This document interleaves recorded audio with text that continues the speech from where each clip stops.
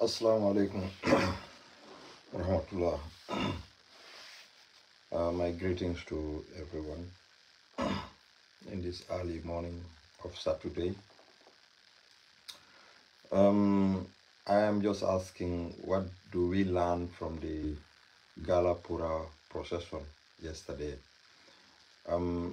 It's very sad and very funny seeing our own brothers and sisters in uniform, those who are supposed to protect our lives and properties are intimidating instead. I say America Sino. Never know good lad.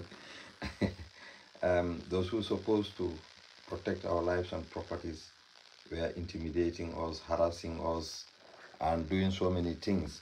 But I'm not going to blame the police here. I'm going to blame we ourselves. The reason I said I'm going to blame Gambians. In yesterday's procession, okay, they were denied a permit. Why do we look for a permit?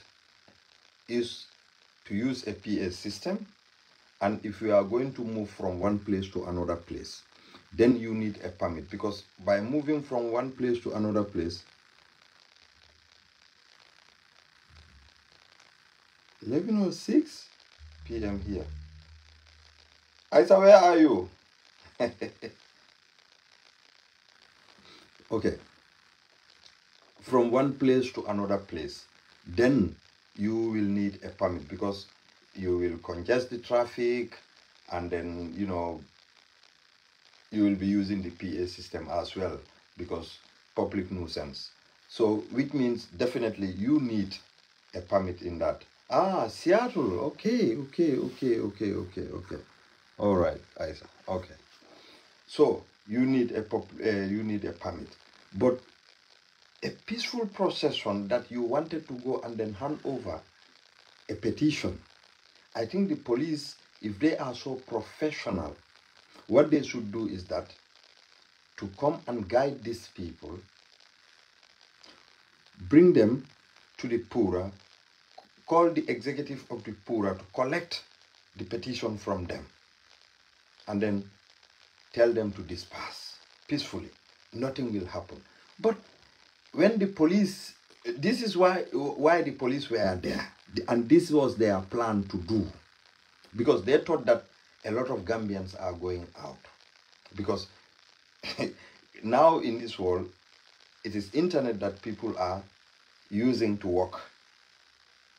So we need internet in anything, in our hospitals, in our schools, in our homes, in our workplaces, on the street, in our cars. So we need internet. So, but the reason yesterday, the police were more than the people who went for procession. It's a disgrace. If I look, I said, is it that the police are the one who are making the procession to hand over the petition to Pura? Because where are the people? And even yesterday, somebody called me asking me to help him with data. They said, come out so that we can fight for this together. Everybody was sitting at home looking in their internet. How many people are out? What are they going to confront with the police officers? What is going to happen to them? Are they going to arrest them and then bring? Now the 19 young Gambians are in the hand of police just to fight for every Gambian. And now you people are sleeping in your comfortable zones. Now these people are in their prison cells. Where is the seriousness? Gala, I will advise you people. You have to look yourselves. Let Gambians don't sack. I'm telling you, Gala, the people, the executives of Gala, you need to convey a very, very respectful and a responsible meeting to send a signal to Gambians. If they don't need your help, desist from it. Because let them not sacrifice you people. You were telling Gambians to come out so that both of you could protest, because we all know the internet system in the Gambia is poor and expensive. It is like this place, Cuba. It is like Cuba. Cuba, for many years ago, they were one of the most expensive, they have the most expensive telephone tariff. Now Gambia is replacing Cuba. Those directors and executive members in Pura, they are not buying credit. They are not buying data. They have enough data. They have enough credit. But me and you, we are suffering. Look, we are not trying to push anybody into any trouble. But what we want to tell you, Gambians, is that you have to stand up and then fight for your right. I'm at the work now. I do fight my right here. And there is a law in here. There is a contract that I sign, and that contract, my employer have to implement it up to the max.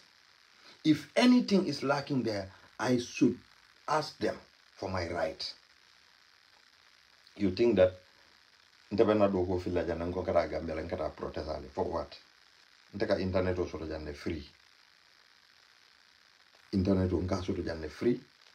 Ntene manna data nka kodo jo minna nene ma bang to Abuja ntene ma bang na data nene ma bang freng na suwo kono internet obije nka tele jube ala na dimbaya beka konekala nimbe suwo kono. We have no problem. Ni momo be fintila ila mobile kono you have internet. Ni bota suwo kono ika connect directly ila mobile data leto. You have no problem.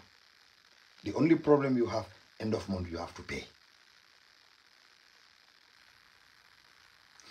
Nila fita, there are some areas, ni tata J, you can use internet for free. Ikata rege connect, free. Ni dunda bosol kono, free. Ni dunda trainol kono, free. Altele osoto mun dot. Ali osoto min. Mo yaje telephone sabale katara bulu Gambia. Telephone saba, telephone nani. Because you want to get every line. Africell, Gamcell, QCell, and in Jumal Longo found it. Not Quantum. Comio. You want to get 4 lines. Walla, al dolbeje telephone fulabe bulu double SIM card. Maybe Chinese all. Some be African mentality lona. Some be telephone de dollar phone telephone min card SIM card nanita. Walla saba. Some be bad dollar. Be all dollar Africa le come. Because they know how to invest. They know how to get money. Because ika mo kilinje telephone fula le katara bulo. Because until nga woke phone call it. Telephone is for daily business. Telephone is for daily business. But the actual thing is that I have to thank Gala very well. We will thank them immensely because they are sacrificing for the country a lot. But I want to ask them, for because if you are fighting for people, they don't want you to fight for them. Because kunum, it's not even a protest. Nimu process on leti. Iko alingata nga petition di purala. So that ye price minfo malafo until laftali ye price ceiling leke yake on the GSM companies. So that the average Gambian, but now the Pura is supporting the business GSM companies, and then they are harming the consumers. What consumers all fanal man so naka finti katela right fight. Kairaba Avenue damma funding ke umin beka ben Kairaba Avenue damma ni wolu damma fang jurmata Pura. Pura will respect Allah process on yesterday. Pura was laughing at you people there. Because police all the fang siata altije. Journalists all the fang siata protesters also. Journalists were more than them. The police were more than them. Iman Sarge abe bala filin to ko kela. But what I'm going to tell the Inspector General of Police. Are you happy to see the police video that is going around? Sir trying to intimidate people? And you want people to call you that we have one of the best Inspector General of Police? Come on, CD. Come on, CD. You are so professional for that. Why these people wanted Purkete Tindkete Nondi in your service? See, you have been in the service for so many years. As a young immigration officer, he exceeded up to today the Inspector General of Police. See, you should thank God there. You should thank God. More baby professionalism foka. We have seen how you handle with Gala. Biriye Galankol arrest Banjul at the arch. Ila timely intervention. To show professionalism. To show to Gambians that you are there to serve Gambians. You are there to protect them, their lives and their properties. You are there to prosecute any offender. We have seen the professionalism yeminke. But I have been advising you, Nko, there are some wolf in a sheep cloth police officers that want to tint you because they don't want to see you there as Inspector General of Police. Look at the behavior of Sar. Go and watch those videos. Call Sar in your office, watch those videos with him. Yesterday he think that he is the hero. He is zero. You cannot intimidate the people. That Sar, in fact, if you check him there, check on his phone, maybe he was not even having mobile data. Okay, that doesn't matter. If he is doing the right thing, it's understandable. But what he was doing yesterday is too inhuman. Look at him, how he was shouting even to professional police officers. Where are the police officers that we used to be proud of? Is this the new way of policing in the Gambia? Well, the police have a test. Their rehearsal. Whatever they are thinking, and then whatever they wanted to do against the public, this is what they are attesting to. Because now, the police are doing rehearsal. Assalamu alaikum, Yabo. The police are doing the rehearsal. How they are going to combat you people in 2026. I have been telling you people, police are going to do selection, and then they have done selection. You have seen it, 1,000 policemen. I heard that one young police officer died. May his soul rest in perfect peace. Now it's 999 new police recruits against Gambians. The people that supposed to protect you, you are paying your tax to pay them, to put that uniform in them. And you turn to be their enemies. The people that supposed to protect you are seeing you people as enemies.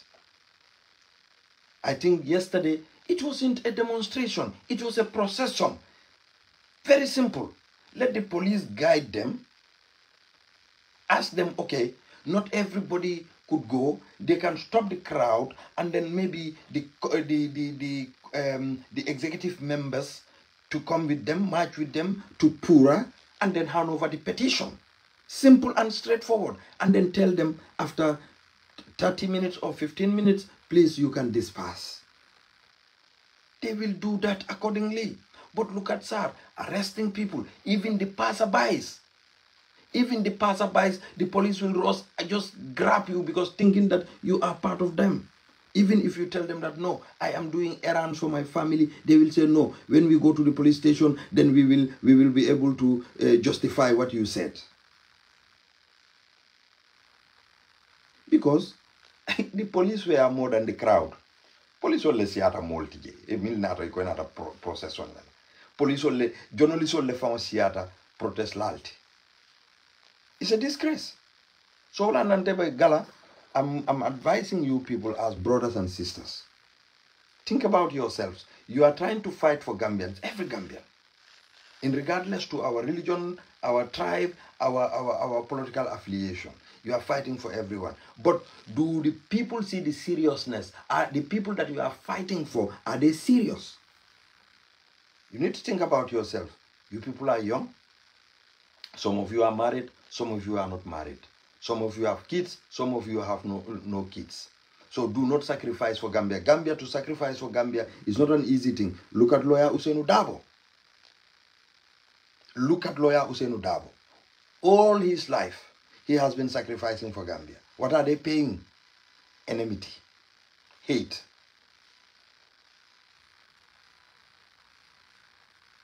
Enmity and hate.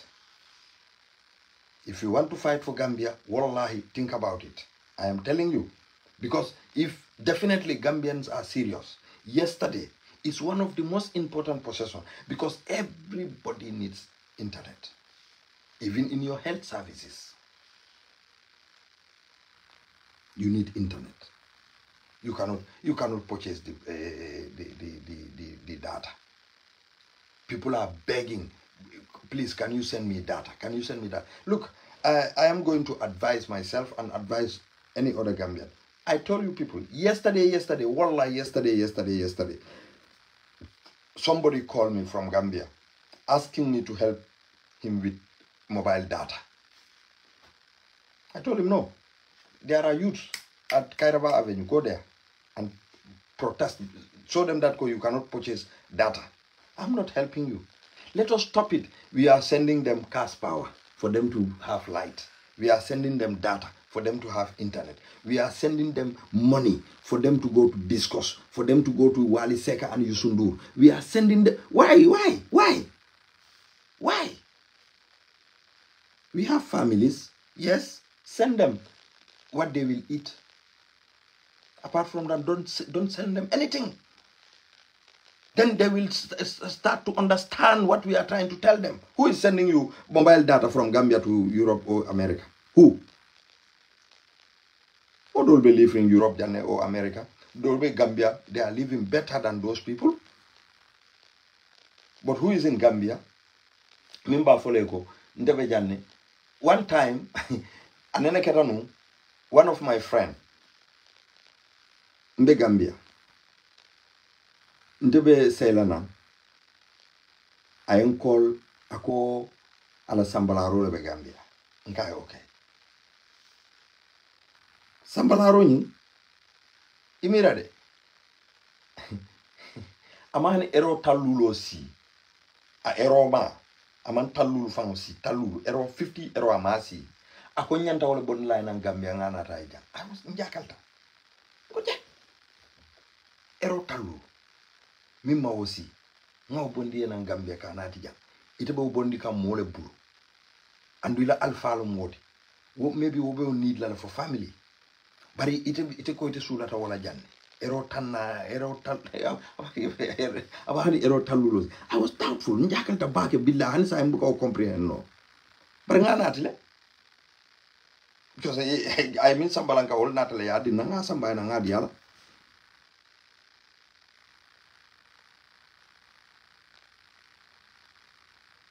andu wala o birin sita nga o mira sanko yaji nyin maybe I right tineke because maybe ala family la ala wan sol ni la everything be dilale ala kodito tutaja ko amrundi na nko maybe wala keta.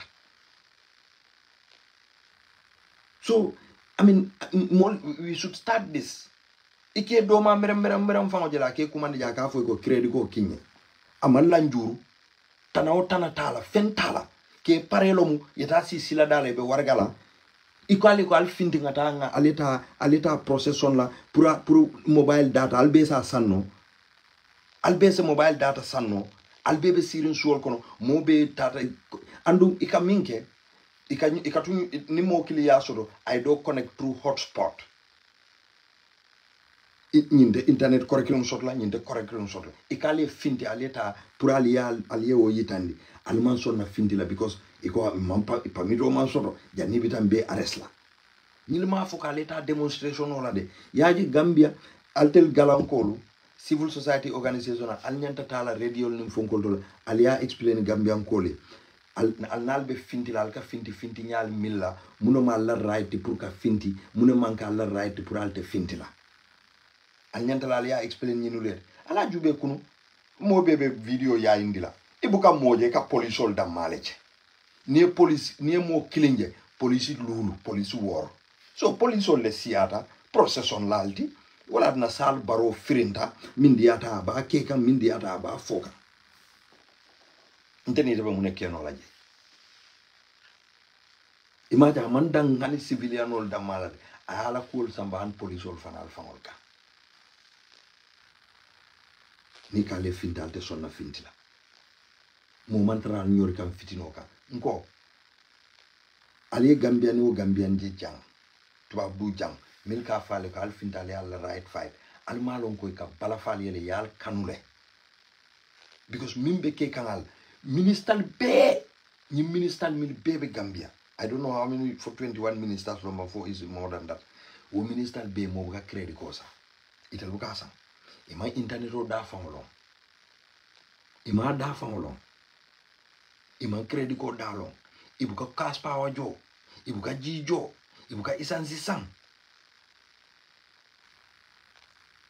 altelle ka obi di wala yes inyanta solo because Gambia la loi le ofo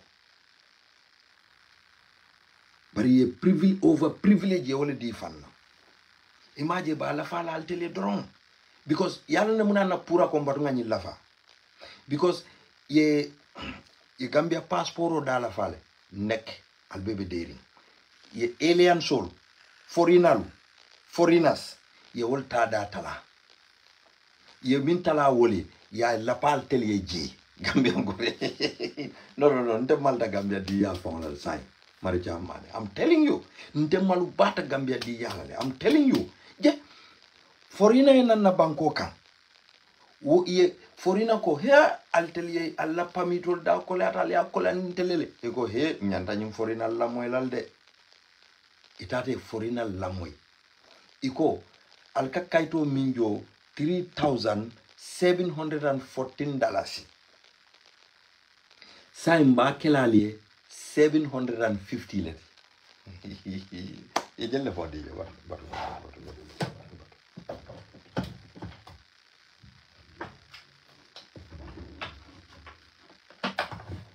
mala to calculate this thing.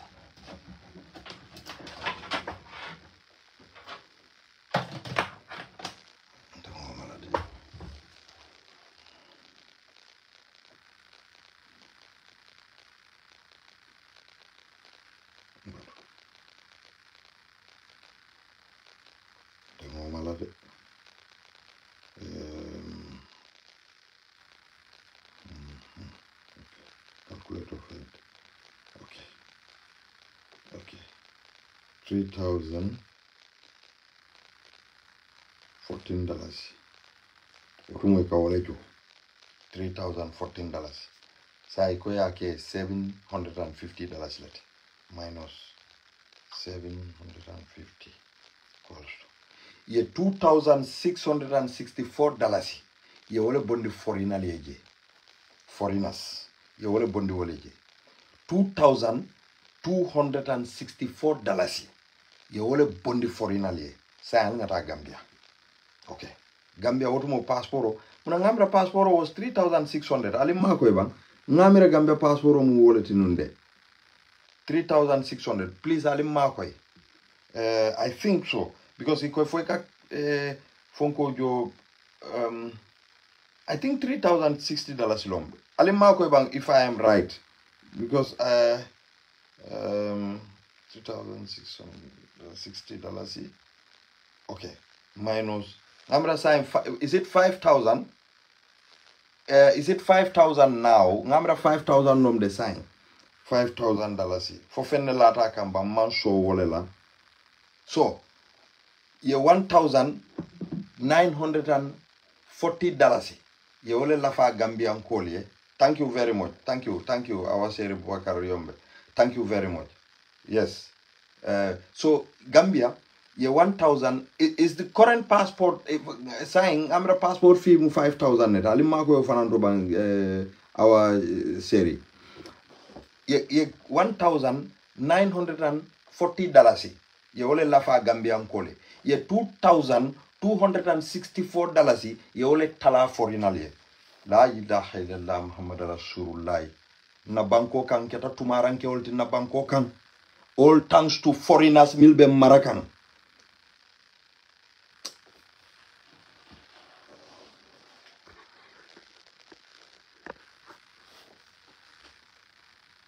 Aha, 5,100. But thank you Armstrong. Thank you. 5,100 minus 3060. Okay. Yo, look at this. Thank you. Abi Banks. Honorable Ami Bangura, isama nge konton. Dokulalu, alnala julaman na feala. No, you don't even know where to begin. Yeah. Foreigners were paying 3,000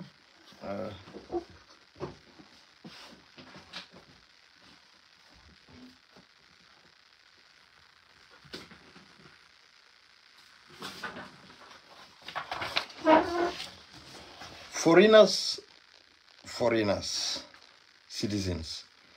Foreigners alien ID was before $3,014. Now $750. Yeah, $2,264. Yeah, wala bondi waleje. Citizens were paying passport $3,060. Sign, citizens are paying $5,100. Ye jelle la fa citizenol ye jelle la fa citizenol $2,040. And we are happy. Kodi? Intel happy ta walale. Intel happy ta walale. Very good. Wallahi. Nyimfenke atondifa. Musunumi mbe Taranga FM. Mariama Taranga FM. Dinkende ba. Ngamira ateka buloku jio minna. Ndel Gambia diul kawole mi.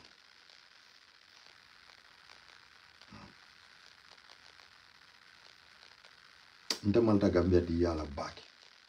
I cannot be proud of that country.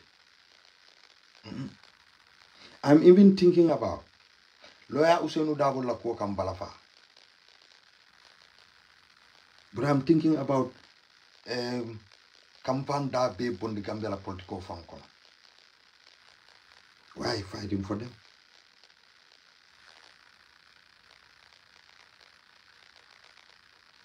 Barimbaringul lebe Gambia, Ndomal Beje, Mbamal Beje, Mfamal Beje, Baringol Beje.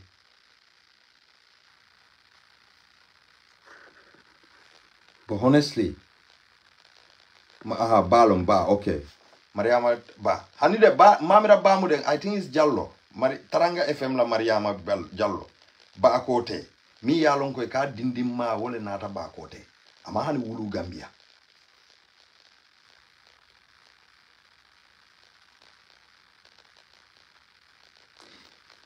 I will tell you, this current immigration director, Bai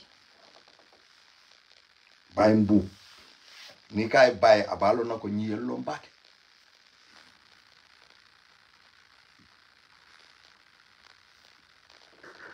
Nikai Bai Abalo na ko nyiyel lombake.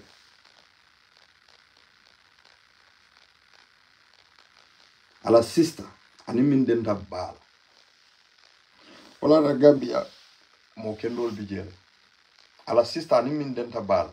Yo fanan to fonyele nga mari lomban. Bari denta bale la. Adama Barrow le o samba maka. Adama Barrow wole o samba maka. Wole ka tabiro ke Adama Barrow la yarambamba cordato presently. Muso nyimbe livre weli ngarale. Imagine yala broda ya wole ke immigration director. Although by I think he has the knowledge. He went to the ranks. But you see the nepotism there.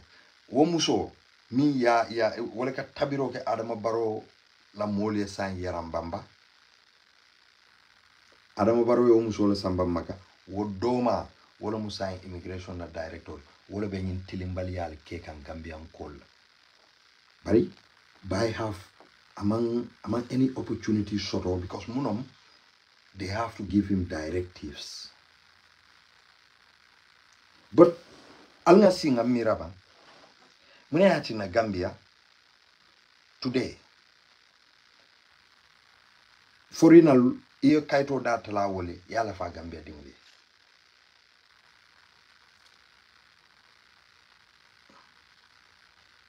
alnga wo dula mira bake ba munati nantella civil society organizations. Even the Human Rights Commission should involve in this. This is harassment to citizens. Ye petition o safe wala nga mansa kunda fon samba kitiola. Ye kaito data la forinali. Ya dala fa citizenoli. Because I think nilu itel fangol ya fil ko itel fangol mu forinal leti. Ntala miro tolom de. Because if you think about yaje Bangkok nde bi ni konte ni konte ko for example Germany konye baringolule e baring kunda le Germany jang yalo hani wuluta hani inata to abdu jang. No, honestly they are not really chairman. Hani ni nata to abduja yetwa wala kaito soto ila passport ila passport yo soto e banke to abu du katide ni koeko ibota min ikoeko defana mu finisolet for example wala mu americanol wala mu chinese solet yeah okay. So let's just connect the dots. Say alanga kumas na minister la. Ni minister let's say Ismaila Cisse ni kay baringol le. Akoy baringol bota kankar kundale bota sate karle.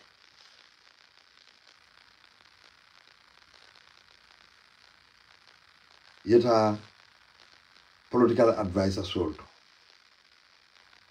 Yeta president. Niko president e barin ne. E barin. Le. Demano barin bodo dami.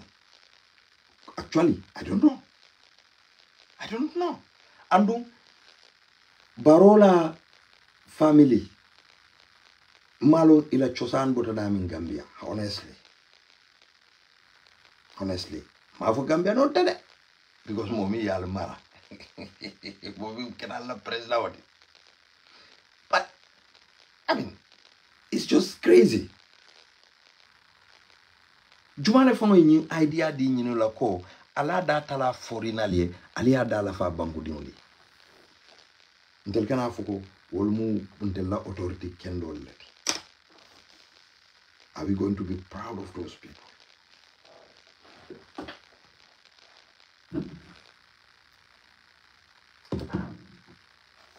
But man, because he ma seriousness like gentle to.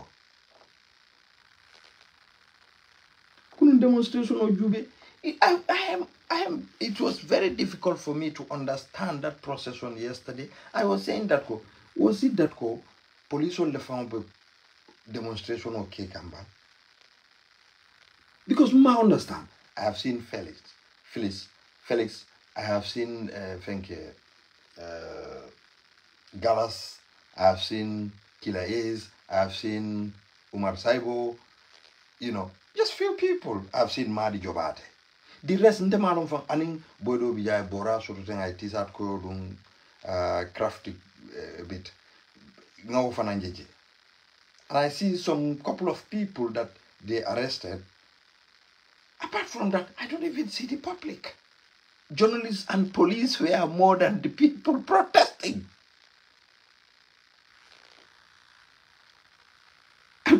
Alko almost seriousness let. Alko almost seriousness let. We don't have to sacrifice these young people. Alinkane sacrifice. Yalo nga nyimfo janne. Biringala fintita kutake. Nko nte Musa Musa babe gala malla wolula. Nko malla Mamadu Kuranna, nko malla Kek Sanela, nko malla Bob Ketala. Modoli ye chocho kumandi. Nte fa big supporter. Aka kam fadan kaba oto bag. Aka kam fadan kaba bag. Bari anarana kolle lundo because nga mimfo biring ay Bob Keta manyaje. Ay Mamadu Kura manyaje. Otu montema Safiatu Londe, ni Safiatu Juuf ntema long. Bari biringa ndenga na safero ke about Bob Keta ni nyinul moyen kola akonye ko o Safiatu mimbije amambete ya. Akonye ko abe nyinul kono snake long.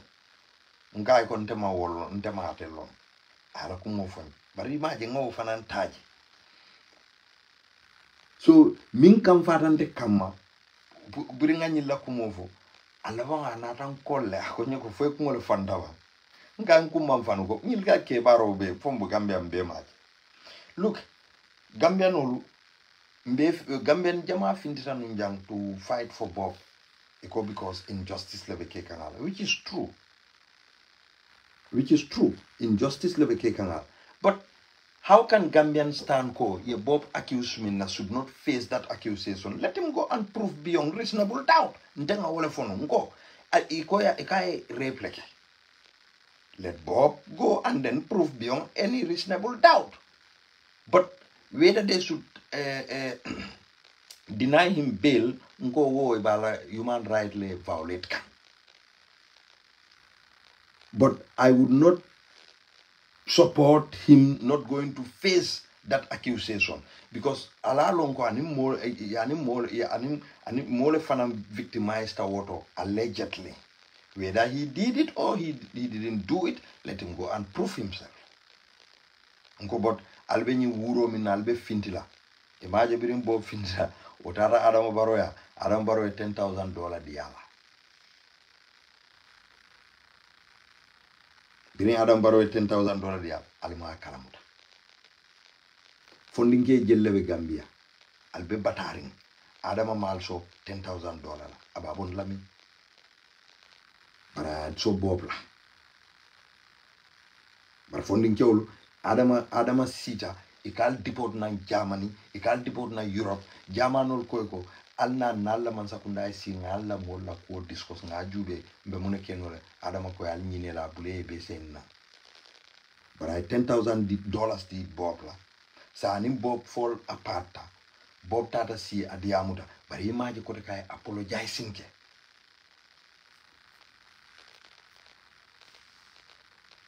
Kunu galala procession do. Manum fabi jede because ntema hani Kek Sane maje Mamadu Kuranje nga Saibo jele de the other people ma wolje meje bara nga Saibo je jele and being arrest ro keta ibe samba kam police astafurla nata Kek fananje abe video rinna Kek Sane nga bayo songo fananje abe video rinna bari pour la fonko nyinto je there is no video ngetel jenum dami ngejenu biribe police convoy nyinno kan anim police station auto ngamira kaira balon jeti ban something like that ngeje woto so ndebe min fola nyi yur so le galankolu alta si alfanali e mira you have a family and al need tale dol beje al fututa dol beje al man futu alta ali e mira ka kele Gambia no ye I'll be sacrifice like at the end they will start blaming you people. Kaitandal la ko altel mu fitina molleti faltel damale be Gambia. Alta si. Nko altel alni bele ka data sang. Altel ye bamba moye bob to record draw. Bila nkonte na mobile data band. Akinyena bob fana ye busy. Aita ngamira aita fonkor.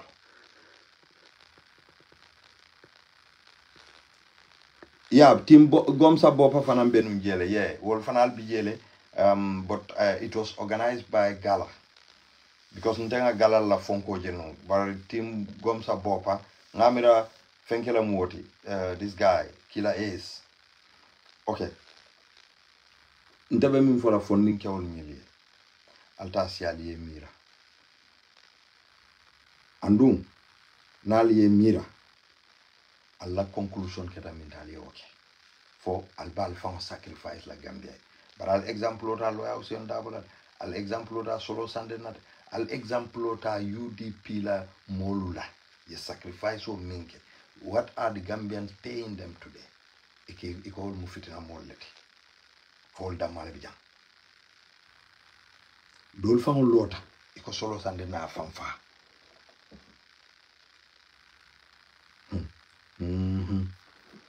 South Africa de wolka Steve Biko ika celebrate le wolka Mandela ika celebrate le wol nene buka fuko Mandela mu fitina moleti par Gambia iko ntella mol milie kelo kenye iko fitina mollo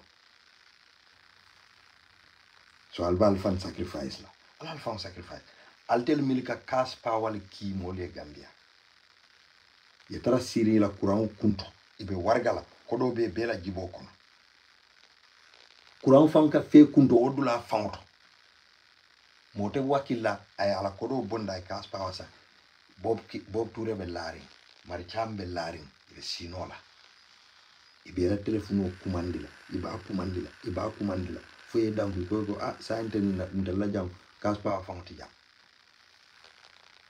wala sino sitinya afana e kas pawa kiye kunu ni molo be diamola ngai ko ni la fa Gambia no Tesla kodo kiaye ngai because you cooking you understand back Western Union they understand that one very well perfectly ngai bar ni kodo ki nomba kilim mankindi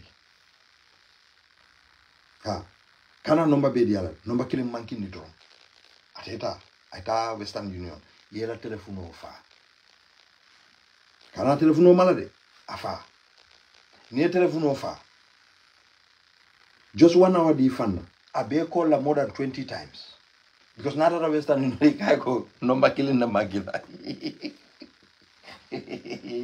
abe call la more than 20 times but ni inita na telephone o pick aba mune follow ambe call kan kabri muntu mambuke soto no ni number killing mankitale Ikai oh sorry number ni read nyeba na read ikai oh sorry yes tonyalum 3 le mankita number 3 keje last 3 keje nata rayo korota sign momi ye call 20 more than 20 times akame soto ay call more than 20 times akate mete soto de sign nata number kilimu diala atata kodo receive ate call la sign credit tatarabul ate mira lete la fan bar nite but for half an hour yate call or 1 hour yate call ikon ke jubele ikay kon ke ju ikay ko iketa nyaade ba fole andun kon kanete le call ten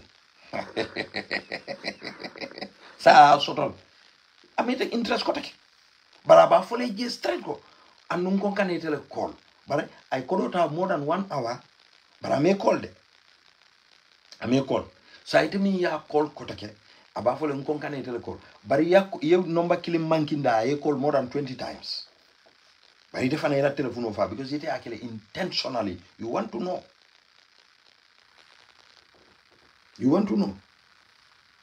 ana jube Gambia Western Union ani Isansero itelle siata Gambia business of labero because Isansero ja o liyo fatafatan du labero tout very dangerous go Isansero be dami ala health hazard jube ala danger to the public jube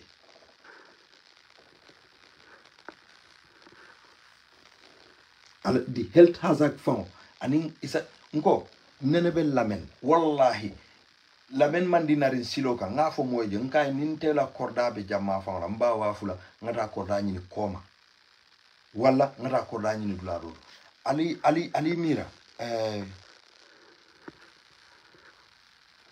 ali mira, thank you very much arms ali mira lamen lawo silo ka ni moto balbe bolana mandinarin silanding ding silo bebe tinyari wo moto balka isanso ta around 3 tilibulo tilo be kandiring. This is a flammable item.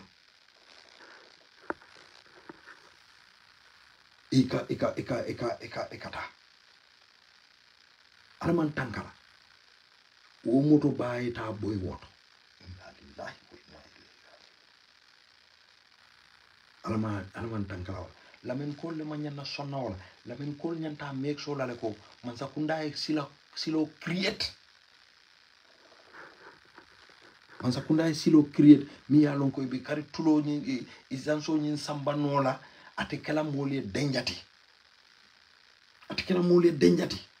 o silan din lamen o silan din lamen be mun benefit ka ni o silo fa damma GMPC nyantale ila corporate responsibility nyanta kala minti wala nyinti ye wala safety and we nyanta sila kendo provide la from mandina ring ani mimbe tulobe tala no nyami kaboto kata to the distribution centers.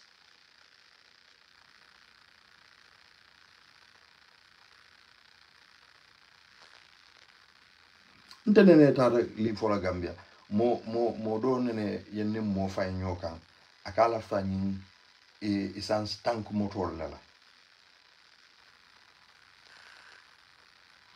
kodo babulu yen kumandi fo ila office obe ni kata coastal road weli ngara wo ma fon la je weli ngara marché o ko ma je ila office obe wala to ndata fo je office o kono nyim bidon 20 liter bidon le bije mol ka si wala ka ko berete dudda ndaga bi rako ay ndundi bundi ndole kono follow nimbo jelo bidala office o imira momi yalon ko every day you work on millions of dollars at la si round de wo correct bari momo na office ko ni tanyanda sila kay eto sila bidon ka 20 liter yellow bidon wala bi so sida belore akonya si sida akonya go ntelafta moto balle la so ñim boy car lela kumo fonye aye fonye you know I'm so happy aye fonye nyami adu dajana per onye ko lafta moto balle la nka ko okay nko fo jumal tam ñim moto bal mel be loringa fo essential le be kono ba akonya hani ñindol nga delivery kala already son tel katara janne company kan kolle mil sulata moto bala son tel kata angela supply ota nga deliver tele tel nga loja ngai ko fo ale fire service station o soto janne ale fire distinguisher soto janne ako hani ya ngai ko ngamere essential le be tango kona ko ngai ndete sila jante ni tay ñin disco ndi ba mal da jandu ndey te fala jan nkai ko akonya hikana sila dibate mala ngai man si jam ngata si blado ngata kacha ha fire distinguisher tije fire service moto tije andung billahi lundo je malata because moto bale malata korda mimba mala yo korda malata nimbo min tata je akonyo bar boy ya jele lumina ni tara akonyo billahi kasara bal soro ila moto ba dole malata ata korda do malaje nka ko bari ngamira wolum birimbe dum je nka yamira ko nyaale mata birin ka fay ko ni tek min kacala ja birin nga nyinin ka fo ye fire distinguisher soto janne ba wala al ye fire service soto janne ba milia lon ko ni dimba malta jay be nay dimba fa ko hani nka ko ni tete kacala janga dula do jube ngata kacaje but I see ko ñil man serious nka ko I'm sorry nka ko nte I don't think ni muruta jamani be time o soto no pour ka moto ba sange nka mo do jube And I would have got money in it, but market.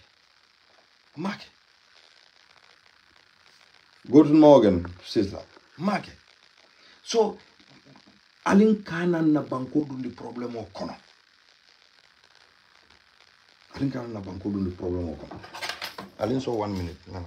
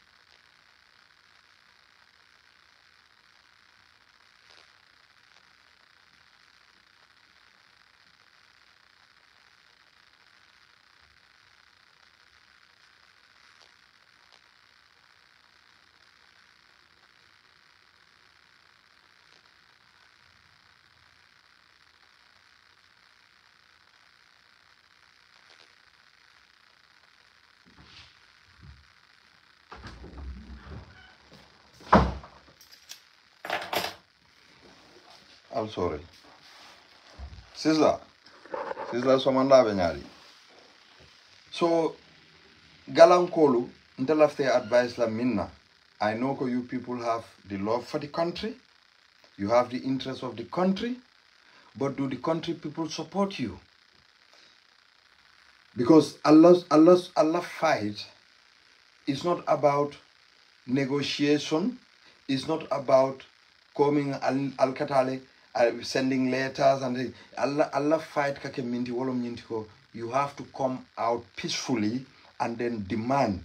And the crowd, Yalo Moli American demonstration is about lot of crowd and things like that. Yes, it is important. Wafana important talede because I can signal lesson, but the message more important. But crowd is very, very important. So yesterday I'll tell our procession. Even the international community, these Gambian people are not trying to help themselves. No. The police brutality is seen. So, andung gala aliye nyi Mansakunda, say Mansakunda be siri ne fanamba study kan. Now, okay, jandoto ngi weekly. What nyanta munekela better. Mansakunda ibite fang strategize la. because Gambiano Katariala ka fasi. Because Gala went out the looted assets. One. Gala went out to demand laughter, transparency and accountability. Two. Now people are seeing that Gala is getting too much. But it is not too much for them for you to send them money at Western Union. They want that one every month or sometimes every 2 weeks. They want you to send them money. But to go and fight for their country, ite buka data sanno. Aletu molu danila, albe molu kumandila, mako data to, mako credit code, mako cash power to, mako nyinto. Ikale finti, ye cash power jang, near $1,000 isan, ika $300 be bondi je. Wofanang, ngamira team gomsa bo palombang, wolle fintita wala, Occupy Westfield, something like that. Wolle fintita nuwala. How many people went out there? Very few. Very, very few. Important things albuka sonna findila. Nika le janko wali juf lebe kana wali juf muna wali seka wali seka. Niko wali seka le kana. Ali be se danir mane o beki. Dol faul ka hospital mala fal ni lopitan ko le ka dirba. Yeta ye hospital bilo kiena. Iko nyantata la lopitan ne ha be fan kurandla. Just to get money. Bari kale ko ite buka kaspa sano. Because Sisla Jarama Bijan sending you one. This is like for example, cash power. Ni momi alonko you are spending like itala suokono. Itala suokono for example, ni cash power $2,000 like spend for example in a month. Wofana mfango ni dinule fana malaiko ya fa. Ni frigo malaiko ya fa. So every month, every 2 weeks, Sisla has to send $2,000. Now we can call $600 for free. In a month, 1,200.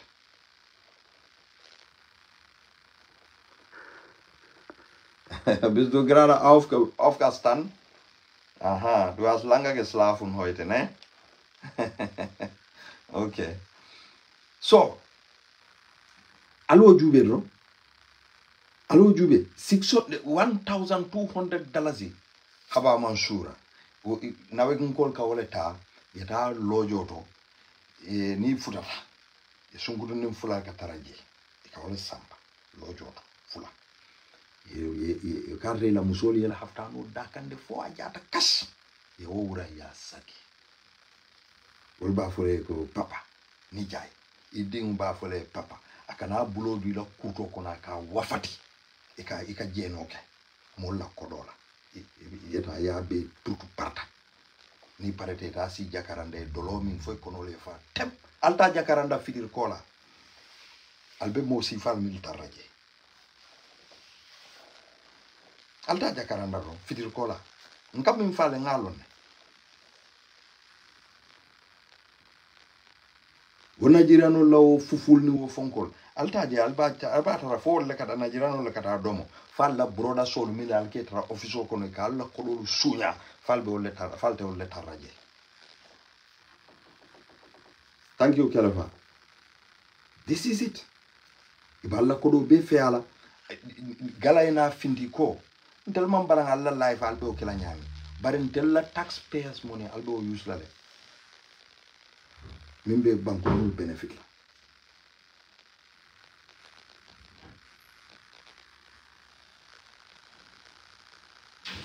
mimbe banko no benefit la baral hani afelenti bi binan na fonko conclude la minna ni momo se nyindula record no ayke audio ti please Minani Mimfola is about the UDP Youth Wing. Ye Mimfoko ibe fintila pour a peaceful protest about the national ID card issuing me alonko ibake kambanta. Ni momo se nyindula record no please yeje record nyeba. Ngalo nako modol ka record roke.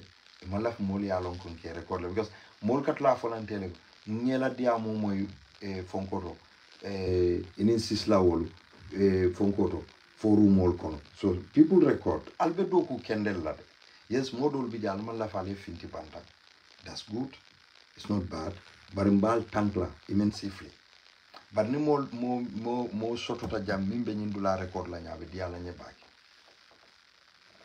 diala nyebaki yes assalamu alaikum Muhammad sona I'm fine badin Gambian kolu ntela lafta diamula le Musa Sedi pour ka ñi yitandal la ko bi Gambia funding kewlo alkana je ko political party funding kewol le pamito ñini yaaje ku kilin nabe Gambia political party ayatara le bela dinoto andum ibota kundale to so alinkana je ko kana linene wala ko political party le lafta fintila ndemantraw party ton tete fintila e kana nene wala de ibe fintila minna nteni te bela nafale pije katunko ni bi Gambia ID kato ya di Guinea-Bissau kola Guinea-Bissau ko tata kuruya kuke banku kan ni yo ID kato mutabulu Guinea-Bissau katede Gambian kolom ebentel Gambian kol le busala busola pour nga muru tariko to domandi during the Falkland War I think it was in 19 malong Falkland War, I forgot the year. Nimantra nafuno use can I would have Google it and know exactly which year. Falkland War, Falkland atebe Argentina le. Alia remember Angaleol ko there is an island in Argentina quite a town. Yebo for England. Almost how many hours ibe ole tila island will be one the Bangkok equate le tam what. Yes, Aussie boy. Good morning. Equate le tam. In Argentina dunta nyola. Bari dunia kono Argentina le mosiata Angleterre. But Angleterre le sembo warteti. Politically, economically.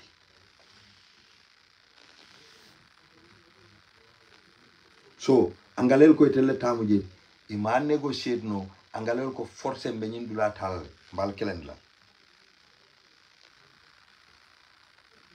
Angalel nata kabo England pour kata ka fuko be tila kata ka Argentina bomb.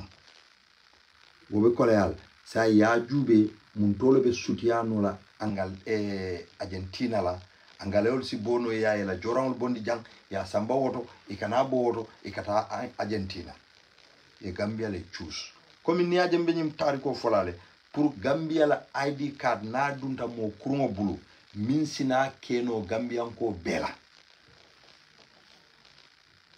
so Argentina Angalel kabo Gambia le ni pareta tala Argentina bomla ikabo Gambia le imela sojarol jindi duma folode bari kabo Gambia le yetaro ye tarasanto ye bomo jindi wol ka yela molfa ini boro ina ko ke na yena biti Gambia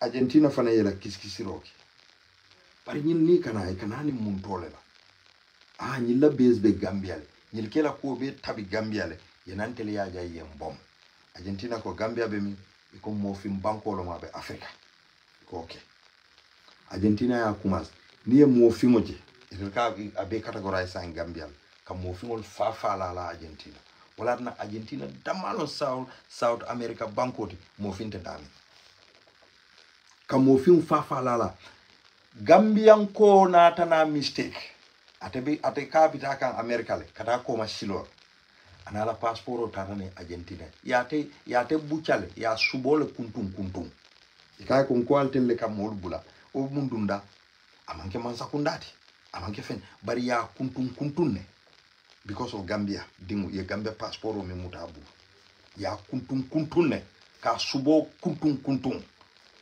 yalo wi manda wo fada mala so nal lafita yen subo kuntun dunya dula ber alina kayto di nyim futan kol la gine futan kol ala di nyim Senegal kasama sin kol la ala di la ibitebe kuriya bakira wandi banko kan wo banko ba minina Gambia la al dingul lo mun telti al tel NPP kol fallo malti mballo malti binkillo malti kotollo malti dollo malti nal Adama Barode wo dingo bi diplomatic passeport lo be bulo e maja samba America atara ko fa 40 jele bantel kawjo moto balle bala jang anata Amad Ba ko altel dingol be sirin so ko man do ku soto e application o ki bla beto e ma soto Amad Ba famole ya la sama to dunga tara Adam Barono ma kay ko ngapala so so e dingol en tela ministry to ite dingol be sirin so ko e kuntunta al tafal talde len bi ngol fo al tafal ta pour yal dingol ma koy do ko ama soto na barata Adama Baro min fama am president abama am force lady atata no ma ka ngado ko so de dingo e jam Adama kay ko hani because Adama fana na la plan lo o yala empire fenge aka bari no la alta nyamo kono sa ndama sulalla mbendingo le nat la ngalo ndi jam kachapo imaja dingo nata because adalta ko di pour tout partout la adalta ko di pour tout partout la buka min doku abe Gambia le e ka abe America le ka kodo kiyai anata ko amro balle tata majum Allahu alam hani bi monen ma report moy woto ndama faat laake ndama faat laake ado Gambia ko mo la ko mo toisle ndama faat laake bari nin tabe investigation o yentele bula investigation o mba follow la investigate la ni ko nga independent yena independent si dinne ko nyako taya kiskisi mba follow le kiskis la ha ma faata la ken bar mba kiskis rolo because majum nena ma attack majum nena man roba sol nena man taje je nena man sunya biri Amadou ni jagabe je ite nanan dron multimillion be dunkan dron karam nga moy ko nyina ketaje o nite ma fete la kede but maybe somebody very close to you mi ya lonko ila in and out be lonjele might do the operation as well so al dingulu iko al ibe fintila bi pour que Gambia la kayto nyin tankay saje akana dunno mo kurungol bulo ite be mun sila suokon niko UDP bawsen le kana airport auto al katara bring airport silo kan for pipeline more than 5 hours more than 10 hours no 10 hours is too much but more than 5 hours al katara kabo airport kata pipeline fende fo hadama de motol ka move no bar bi ni UDP al cha hanta yalo Adama lota la ko UDP di amuro ni internet of itel do ko nali jama am findi nyen ko la ibe jele kelal al termil be suo kon albani misal ali be finti la ali jama ba katamo ali eta ali nyen ko demand yaje ibe kaito dika Africa Banko la and this is very important because wo Africa Banko ila ambassador bi jele Guinea la kansula long fo muno abe Gambia Senegal la high commission abe Gambia Sierra Leone ibi jele Nigeria ibi jele so nyim banko be bi jele so ibake la ko banko dingul la kayto mi ba di kan de la banko kan amandi ya nyim banko dingul wol fanal be jubero kala ko la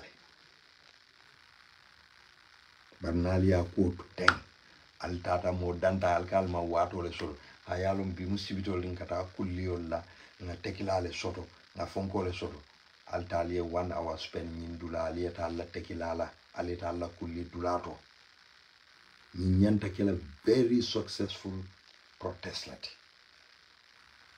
nyanda siala le nalman siaha NPP wallahi wolom nyinti ko ale baro tu jaita andum Gambia ntenga kuo minje Gambia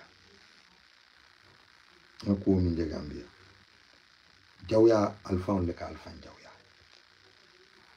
alfaun le ka alfan jawya alfaun le ka alfan jawya alkana songala so al jamasi finti bi aleta lafa aleta IEC bundato alial proteste nal pareta alial petition of Hanover alese suoko I believe ko albe o kelale akana ke komi galata akana ke o nyamade wala la baraka baki ngal tentu ngal jay natala drong kanna kaitandi IGP lako they should call that SAR to quarter deck andum inyanta asambala back to police training school aita CB la confinement to barracks aitaraje for 3 months aita under rehabilitation baralta kelade he will be the hero because I feel like he can intimidate Gambians in the support, with the support of the authorities. Thank you, Sisla, thank you. With the support of the authorities. Alkana song. Okay, thank you, Sisla. Alkana song, Banko Kang, Yali Silandi. And Inspector General of Police Sidi Toure. Del Gambian olude nka kontanle ila kuola ika demonstration olu ike handle nyami bari sar la kuo ha Gambian olbe interest la de ibe muna kela woto so ngalongo ite sonne toye kuya sariye thank you Sisla ngalongo ite sonne itoye kuya sariye kana sonala to Gambia ndelnite be mu Gambia dingoleti today you are our authority andum ila authority la kakenna authority we respect it fanal deserve to be respected Sari inhuman act like he need to face the consequences of that andum we are demanding the immediate release of those protesters 19 people who are in Minumuta.